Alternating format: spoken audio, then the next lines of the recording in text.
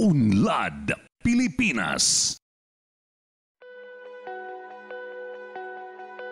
Ang isla ng Guimaras ay isang pulong lalawigan sa Pilipinas na matatagpuan sa kanlurang Visayas. Isa sa mga pinakamaliit na probinsya, ang kabisera nito ay ang bayan ng Bordan. Ito ay napaliligiran ng Panay Gulf at napagigitnaan ng Negros at Panay Islands. Binubuo ito ng main island ng Guimaras at ilan pang maliliit na mga isla sa baybayin nito. Ang pinakamalaki ay ang Inampulugan sa timog silangang baybayin ng Sibunag na may lawak na 10.67 km squares. Siyam sa bawat 10 Guimarasnon ay Hiligaynon na siyang pangunahing wika ng rehiyon. Samantala, 2.8% naman ay Kinaraya at ang mga natitira ay mga Cebuano, Tagalog at iba pang pangkat. Sa malaking bahagi ng kasaysayan ng Guimaras, sakop ito dati ng karatig na lalawigang Iloilo. Naging regular na parokya ang Guimaras noong 1755 at di naglaon, dumami ang mga naninirahan dito na naging daan upang ito'y maging isang ganap na bayan noong 1886 na may kabayanan sa Tilad at ngayon tinatawag na Bayan ng Buena Vista. Noong 1966, sa bisa ng Republic Act 4667, naging sub-province ng Iloilo ang Guimaras na may 3 bayan lamang, Buena Vista, Bordan at Nueva Valencia. Hanggang noong 1992, itinakda ng pamahalaang lokal sa bisa ng Republic Act 7160 ang pagdaraos ng plebisito sa lahat ng mga sub-provinces. Ito'y upang pagdesisyonan kung nanaisin ba ng mga mamamayan na maging isang ganap na lalawigan o maibalik sa inang lalawigan ang mga ito. Sa ginanap na plebisito, 86.9% ang sumang-ayon na maging isang ganap na lalawigan ang Guimaras at tuluyan ng mahiwalay sa Iloilo. Nagkaroon din ito ng sarili nitong kinatawan sa kapulungan na unang hinalal noong 1995. Kasabay ng naturang halalan ang mga plebisito na nagpatibay sa Republic Act 7896 at Republic Act 7897 na nagtatag din sa mga bayan ng Sibunag at San Lorenzo. Nang ito ay naging isang ganap na lalawigan at nahiwalay na nga sa Iloilo, sinimulang ipagdiwang ang pista ng Manggahan noong 1993. Ito dahil sa isla ng Guimaras, matatagpuan ang pinakamatamis na mangga sa buong mundo. Ito ay ang pangunahin nilang ipinagmamalaki. Kilala po yung Guimaras, syempre sa matatamis naming mga mangga. So yun yung very unique sa probinsya ng Guimaras dahil sa season na meron kami. Dahil napapalibutan kami ng dagat, yung sea breeze, isang malaking factor po yun. Yung klase ng lupa na meron kami dito. Yung Manggahan Festival po, nagsimula ito right after na ma-declare na province yung Guimaras. Kasi dati sub-province po kami ng Iloilo, so that was 1992. By 1993, nagsimula yung Manggahan Festival. So we are now on our 27th year for Manggahan Festival. Ngayong May 11 to 22, 2020. So, yung usual na ginagawa po natin, of course, is this is a celebration ng bounty, ng harvest, ng probinsya ng Guimaras. So, nagse-celebrate po kami ng agricultural products namin. Most especially, na-highlight natin yung mangga. So, ano yung ina-expect normally pagka nagmamanggahan festival? Punong-puno po, of course, yung probinsya ng mangga. Makikita ninyo sa mga stalls namin, mga crafts na gawa sa mangga, yung aming mga mango chandelier, and yung pinagmamalaki talaga namin is yung mango eat all you can. Inaasahan ngang patuloy pang mapauunlad ang isla ng Guimaras sa mga susunod na taon. Sa sigasig at pagpupursigi ng lokal na pamahalaan ay higit pang mapaangat ang ekonomiya, hindi lamang ng munisipyo ng Hordan, kundi pati na rin ang 4 pa nitong karatig na bayan ng Nueva Valencia, San Lorenzo, Sibunag at Buena Vista. Dahil dito ay buong tiwala rin ang kanilang gobernador na si Samuel Gumarin na may magandang kinabukasang haharapin ang mga Guimarasnon sapagkat mula nang siya'y maupo sa pwesto'y malayo na rin ang narating at pinagbago ng lalawigan, lalo na kung ang pag-uusapan ay tungkol sa infrastructure. With the word congresswoman, we belong to 95% belongs to the same party here in Guimaras. So, napagtulong-tulungan namin yung development, especially the infrastructure side. Natapos ng congressman namin yung Coastal Road. Ngayon, nagpapalapad na naman kami. Halos, we started with 40% paved or concrete provincial road since 2013. Ngayon, mga 80 to 85% na. Hopefully, before the end of my term in 2022, maubos na namin yung lahat ng provincial road. We have timely passed the necessary funding needed by the provincial government. So on time yan. We always see to it that the budget is approved before December 31 of a particular year. No? So that the budget that we approve will be used in the ensuing year. So this is very important na yung budget na kinakailangan ng ating gobernador at ng provincial government could be approved on time. Isa pa ring ipinagmamalaki ng Guimaras ay ang peace and order sa kanilang lalawigan.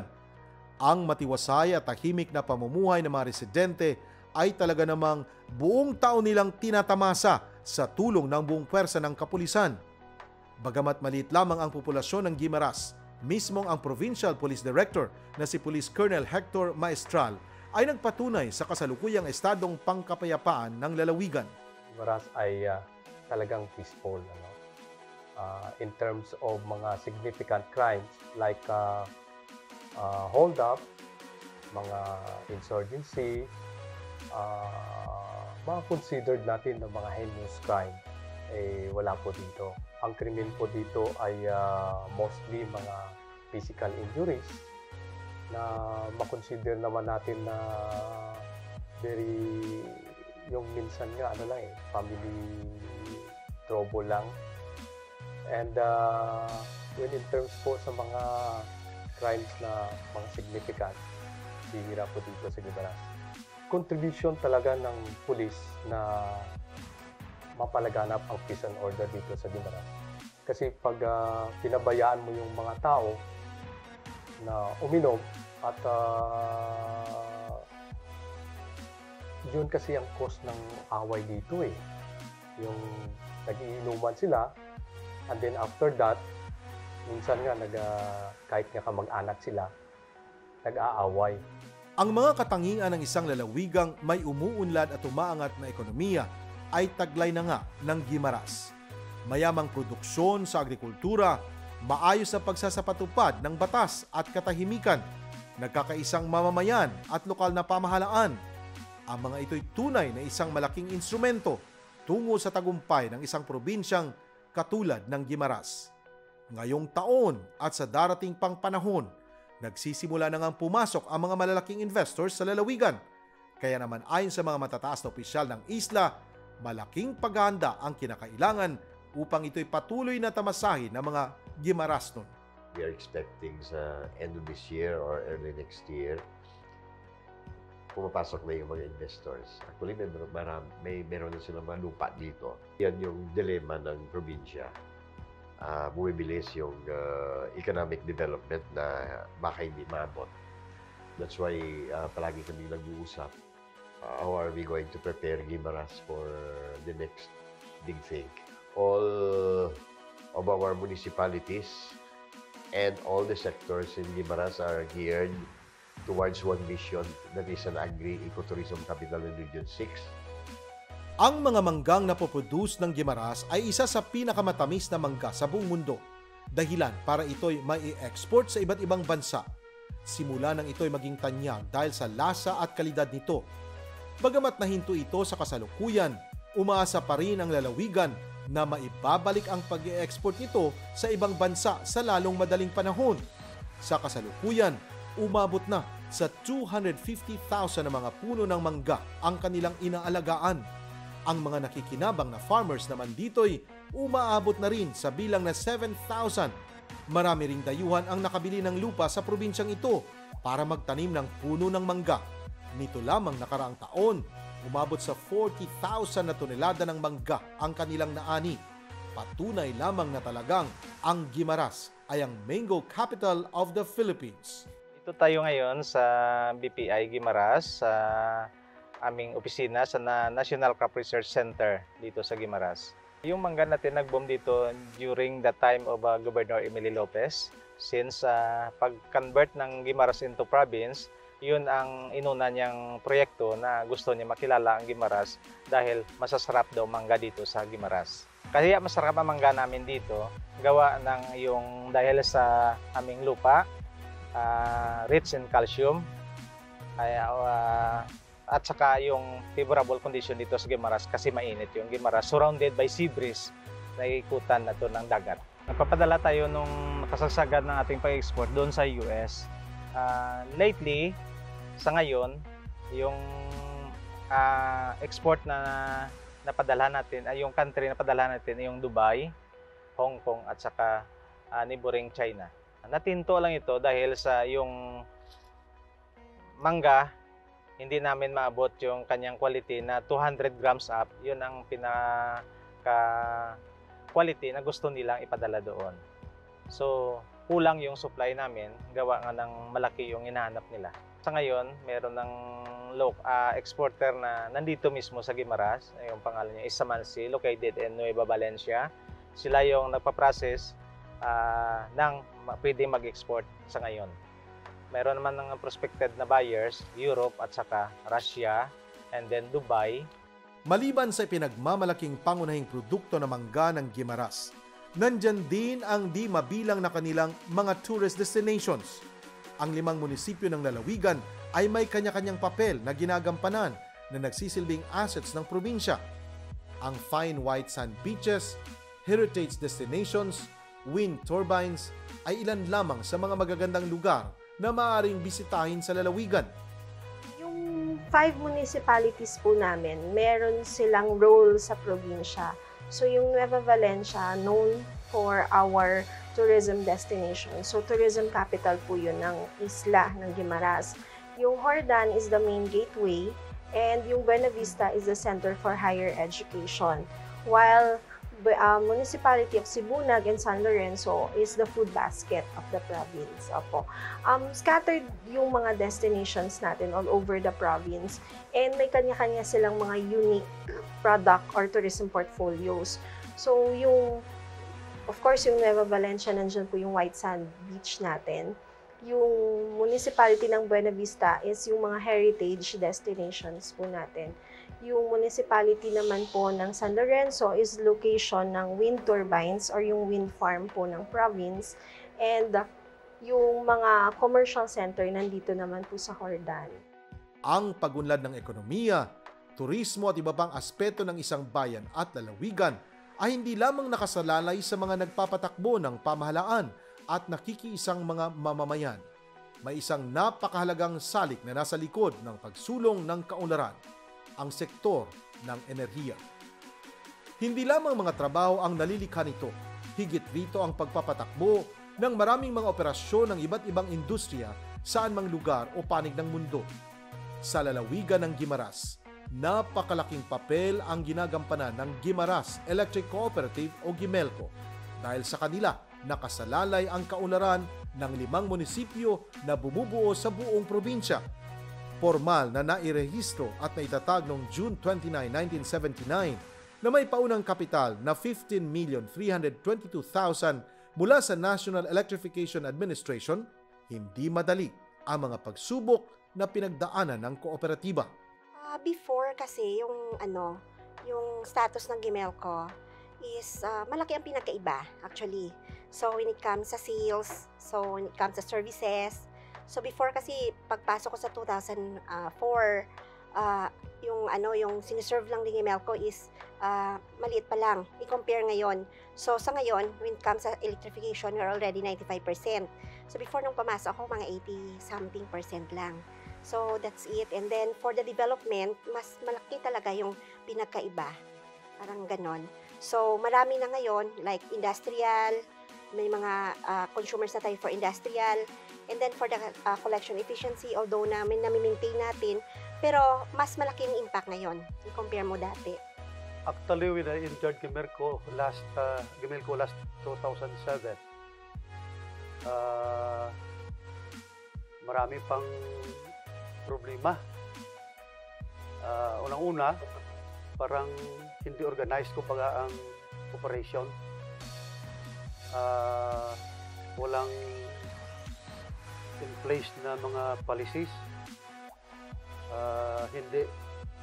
May mga time na hindi coordinated ang work ng bawat tao. So, marami talagang dapat baguhin.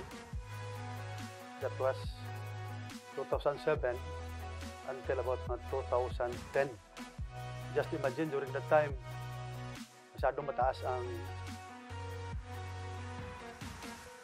ang system loss ng Gimelco. Maging ang lokal na pamahalaan noon na hindi maganda ang tingin sa kooperatiba. Ilan lamang sa naging problema noon ay ang halos araw-araw na total blackouts. Kaya naman sa tulong na rin ng mga opisyal ng gobyerno, kanilang pinagsikapan na ayusin ang operasyon ng Gimelco para sa ikabubuti ng serbisyo para sa kapakanan ng mga member consumer owners. Before, nakakainis.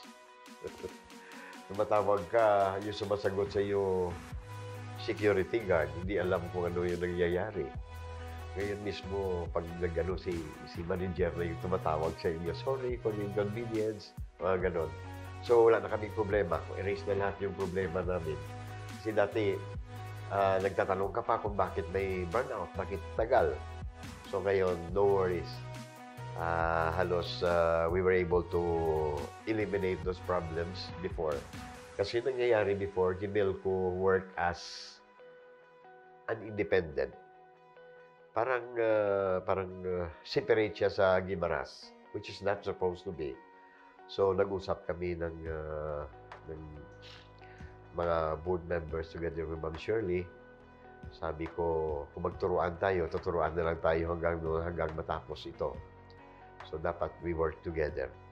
If before we are to suffer for almost daily blackouts and lack of power supply, now we can see that we have a stable electricity, except for some cases na really the brownout is inevitable. But Gimelco has tried to give us prior notice whenever there are constructions to be done or repair. This is owing to the fact that in a general assembly called for by Gimelco, I think 2 years ago, we undertook to have this ambitious project, which is the 12.5 MVA substation and the 6.9 kV subtransmission lines. The project is intended to replace the old and decades-old actually lines of electricity in the entire province. So that was really a bold move on the part of the member consumers, member owners, when we moved for the approval of this project. And it was actually me who moved upon my motion to approve this big project. This is more than 100 million project.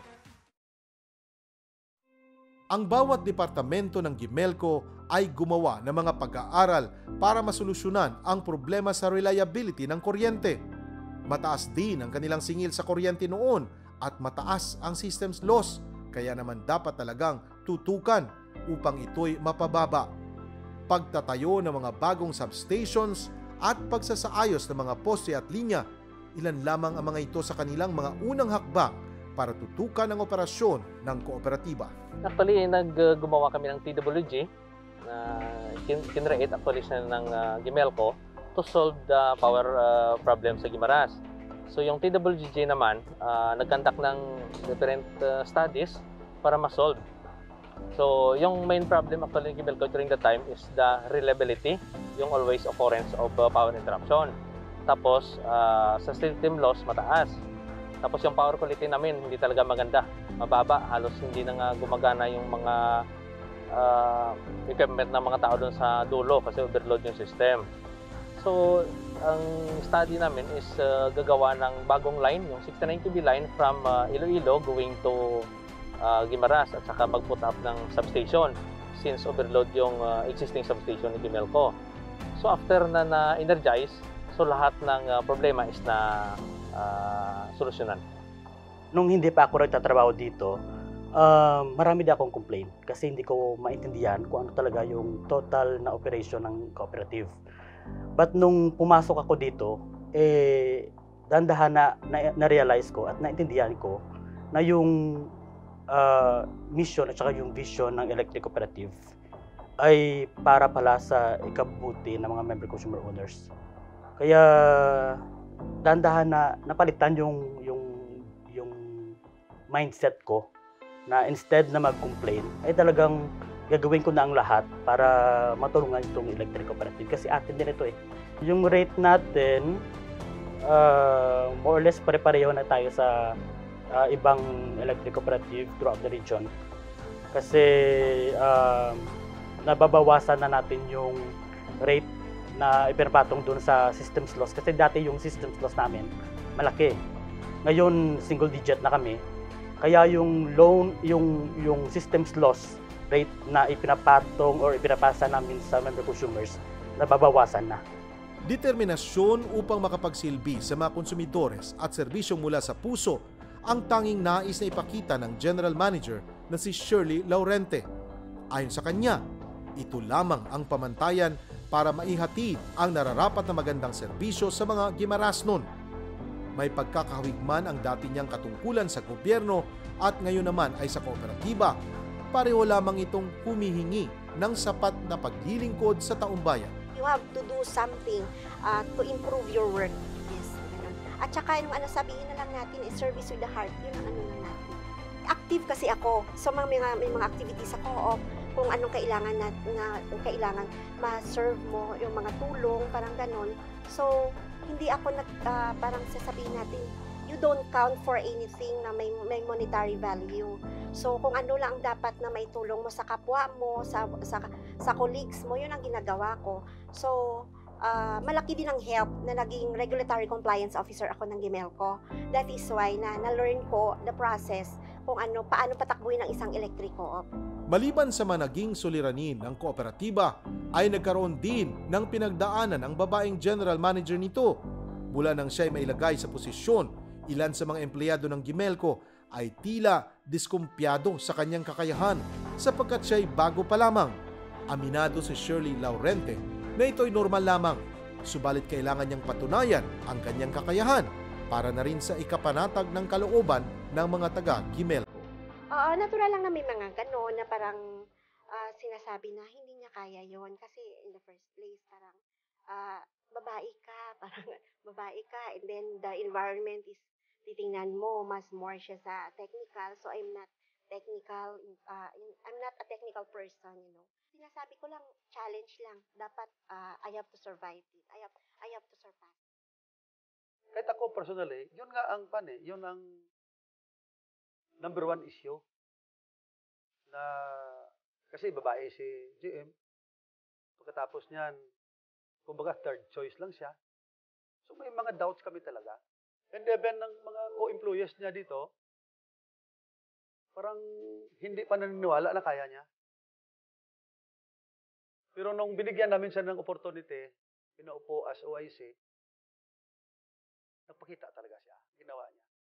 May mga ginawa si GM Shirley na hindi ginagawa ng dating mga manager.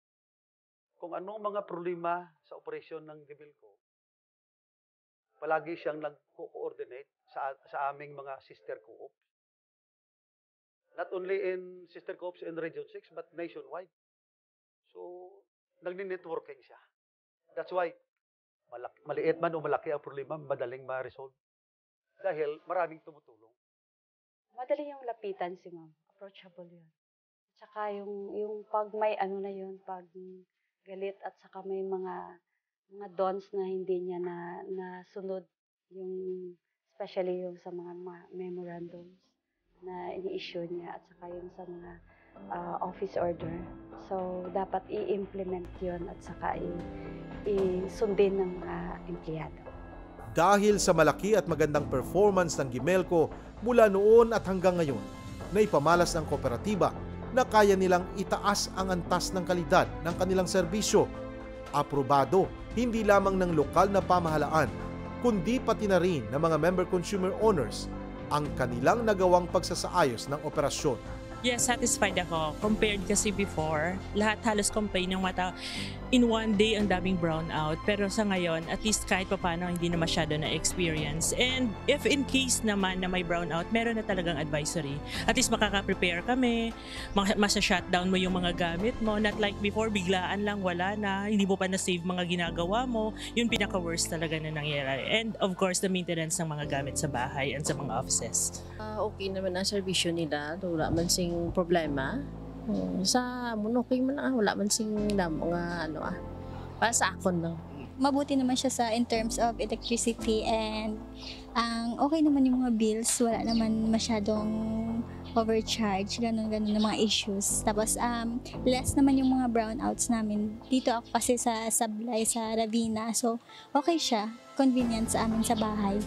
Kapag may problema, tapos tanawagan mo, nag-respond naman sila. Opo. Kagaya nung nakaraan, may nag-reklamo sa amin sa opisina hanggang sa consent ng lupa. Pagdating nalagdaan ni boss yung permit, pero may nagreklamo. Tapos tinawagan ko sila, action naman agad. Pinending agad yung papeles ng kliyente. So far, there are a lot of improvements sa service nila, especially when they changed ng kanilang mga poste. Dati kasi parang parang beer house. Mamamatay, sisindi, patay sindi tawag namin dito sa beer house. No? But now, very seldom that you can encounter that. Kasi naayos na yung mga poste nila. So yung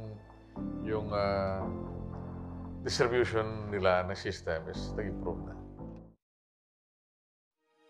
Bagamat maayos na nga ang operasyon at serbisyo ng Guimaras Electric Cooperative ngayon kumpara noon, walang puwang para sila'y huminto sa mas lalong pagpapabuti pa ng kooperatiba. Patuloy ang kanilang mahakbang para maabot ang mga kasuluk-sulukang sityo sa 5 bayan ng Guimaras na hindi pa nakakatikim ng kuryente. Sa ilalim ng Sitio Electrification Program, hindi nagpapahinga ang Gimelco para ma-energize ang mga kabahayang matagal nang nangangapa sa kadiliman. 2017 kami nagkaroon ng kuryente. Nang hindi pa nagkaroon ng kuryente, ang hirap talaga, sir. Kahit sa pag-aaral ng mga bata ko, walang ilaw. Kinki, alam nyo, lampara lang talaga. Ginagawa pa namin dalawang lagyan ng ilawan ang kinki para lang umilaw. Hirap talaga, sir, kahit sa mga bata, inosente sila sa TV. Hindi nila alam yun, sir. Ang anak ko gumagawa lang ng karton at tinatanaw lang na parang TV.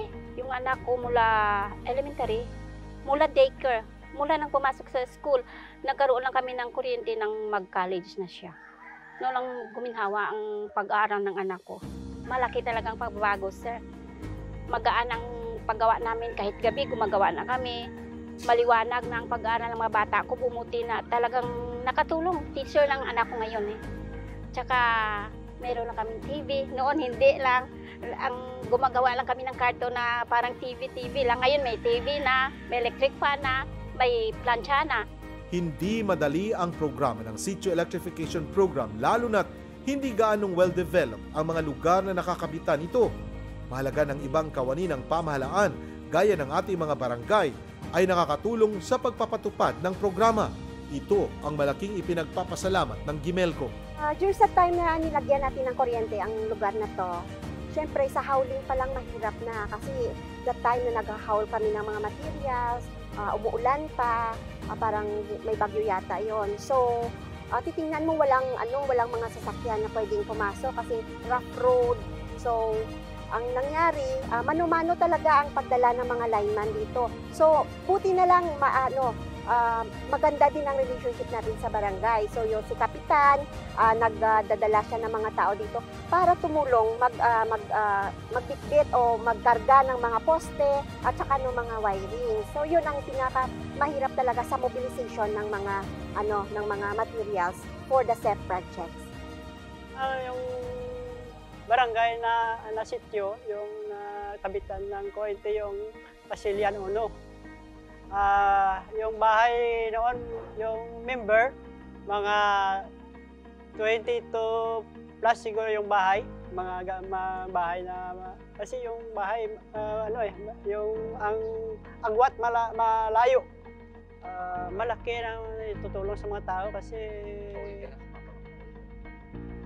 malaki yung tulong sa mga tao kasi ang napanggit sila, no? Masaya sila na mayroon na sila yung mga kuryente. Walang kuryente dito ng 15 years. Mahirap rin kasi kung gabi, walang ilaw, magtulog ka na lang ngayon, may ilaw, hindi makatrabaho ka pa, makakapailaw ka, makapag-garden ka pa, hindi ano ka ng baboy, pakain, lagyan ng may ilaw doon. Pag wala kuryente, aga pa, nakakain ka na lang para pang magtulog. Noong unang araw, kumabit ang kuryente, lahat ay 13 household. Saya-saya siya kasi pag binanggit na, may ilaw na tayo, anong gawin natin? O, ibang. Sabi niya, bili tayo ng TV, at saka mayroon rep, at saka washing. O, pag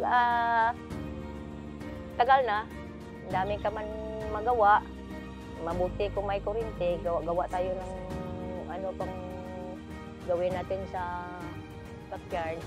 Para sa Gimelco, hindi matatawaran ang kanilang nagagawa para sa mga residente na nakatira sa mga liblib na lugar.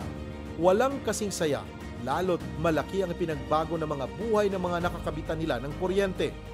Maging ang general manager ng kooperatiba ay may karanasang tulad din ng sa mga beneficiaries ng Sitio Electrification Program. Kaya naman isang malaking accomplishment ito para sa kooperatiba.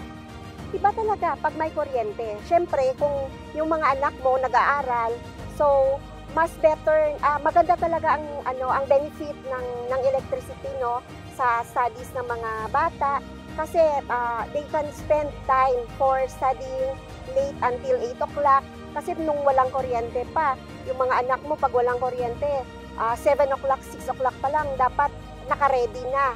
So naka-study na sila 5 o'clock to 6 o'clock, matulog na. So it is really self-rewarding or self-fulfilling na makita niyo yung mga anak no magagandang result ng grades. Masarap talaga ang pakiramdam, self-fulfilling talaga. Makikita mo na parang satisfied ang mga consumers natin na makaranas ng benefit na mayroong kuryente. Ako rin, nakaranas din ako nung maliit pa ako. So nagkakuryente lang kami nung high school na yata, yung graduating na sa high school. So parang ang pakiramdam na bakit yung mga classmate ko na syempre may pera sila, makapagbili sila ng generator, parang gano'n. Yung mga classmate ko parang updated. Like, mga bata pa tayo, mga artista, di ba? So, yun ang pakiramdam ko talaga noon. Mahirap sa studies. Ang magandang serbisyo sa resultang naipamalas ng Gimelco ay nagsisimula sa mismong bakuran nito. Kapag ang mga empleyado ay tunay na nakukontento at masaya sa kanilang ginagawa, ay may mahusay na trabahong naipapakita. Isa pa rin sa ipinagmamalaki ng kooperatiba ay ang mga polisiya at programang kanilang ipinapatupad. Ito ang nagbigay ng daan kung bakit satisfied bilang mga empleyado ang mga trabahante ng kooperatiba. From the point of, not as HR manager, from the point of view of an employee, I am happy working with Gimelco because first of all, Gimelco takes care of our welfare as employees. Yung benefits naman is okay. No? Lahat ng mandated ng DOLE nandun, plus may mga added benefits pa. Tsaka if you work hard and then na-reach niyo yung target or na-surpass niyo yung target, may mga incentives din na binibigay. So, and plus, when it comes to development ng mga employees, so, very supportive si Gimelco. So, nung nagtrabaho na ako kay Gimelco, doon ako nagkaroon ng chance to travel almost maraming lugar na sa Pilipinas, Luzon, Visayas, and Mindanao, trainings, conventions. So, very vast yung learnings na ibinibigay ng cooperative sa mga empleyado. Proud ako na naging employee ng electric cooperative because it is also a challenge to serve the people around you because service is different from goods. So you know your personality, and how to deal with different personalities. So it is somewhat a challenge. Plus the fact that Gimelco is also a stable cooperative.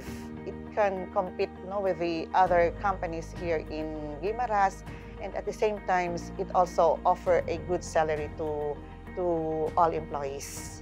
Sa kamay ng kumpanya o ng employer, nakasalalay ang kasiyahan ng mga empleyado. Kaya naman lahat ay kailangan nilang gawin upang maging masaya ang mga empleyadong nagbibigay sa kanila ng serbisyo.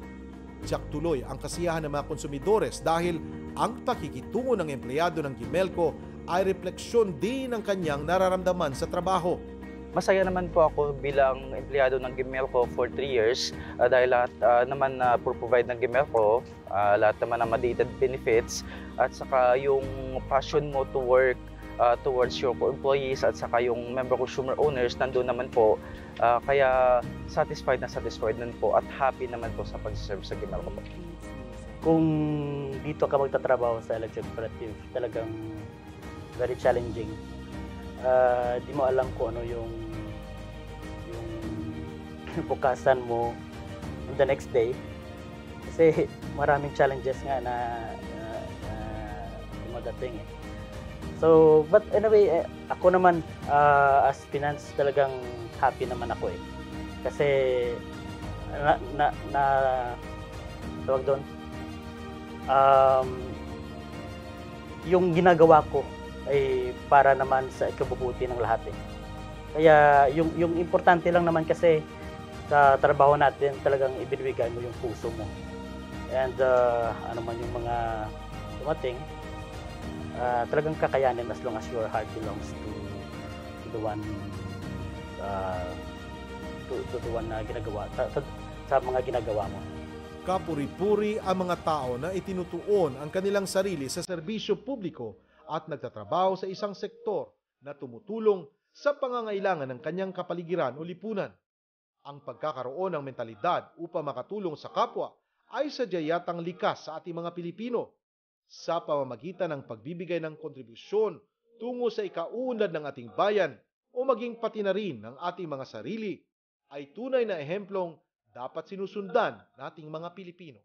Kaya ako na magiging part ng Gimelco kasi nung pagpasok ko, nakamunta ako sa field tapos nag-energize kami ng SEP. So nakita ko talaga sa mga tao yung masayang-masaya sila. So yun siguro nakapag-capture sa akin ng na-enjoy ko dito sa Gimelco kasi nakakatulong ako sa mga tao. Tsaka hindi mo talaga ma-explain yung mukha nila eh. Masayang-masaya talaga sila kasi isipin mo, sabi ng matanda, buong buhay niya daw wala silang ilaw, ngayon lang sila nagkakailaw. So yun siguro na parang na ako sa Gimelco, parang ang yung attachment ko. So parang yun na na-enjoy ko. May mga other areas na iba mag-serbisyo ang politiko, iba rin ang dito sa Gimelco. Kasi kung politiko ka,